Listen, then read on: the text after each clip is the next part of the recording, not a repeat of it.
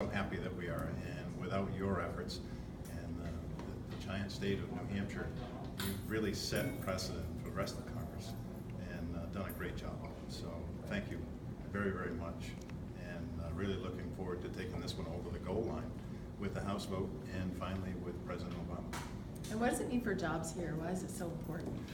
This is future security of our business is what it amounts to, and profitability of our business relies on responsible sourcing of aquaculture.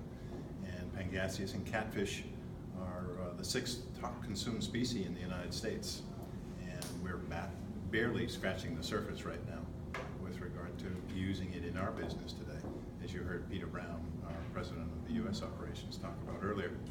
And being able to work with this species, both domestic production as well as imported production. Unfortunately, there's not enough domestic production to supply the U.S. demand, so we do very much need to rely on the imports as well.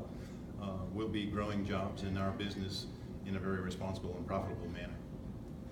Well, and as you point out, not only is repealing this duplicate program to inspect catfish good for jobs here in the economy, it's also good government because this was a duplicative program. It was going to cost taxpayers, and it affects Highliner and so many other companies around the country.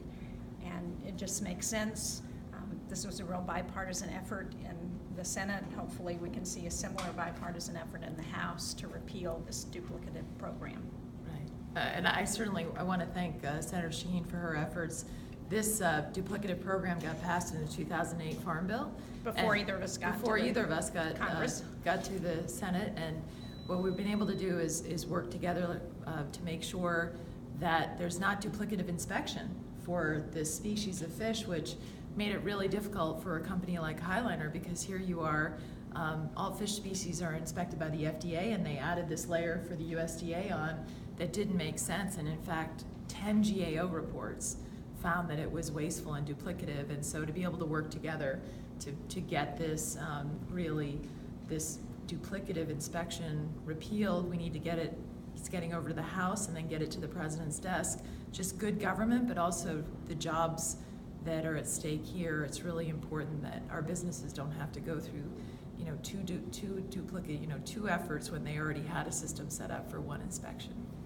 We look at this as, and I'll say this first of all, fantastic bipartisan work here. I mean, when you consider this process, it's been 8 years in the making, and for both senators to come on board and to champion this tirelessly, and we're talking years of work focused on this, it's just really good for our business.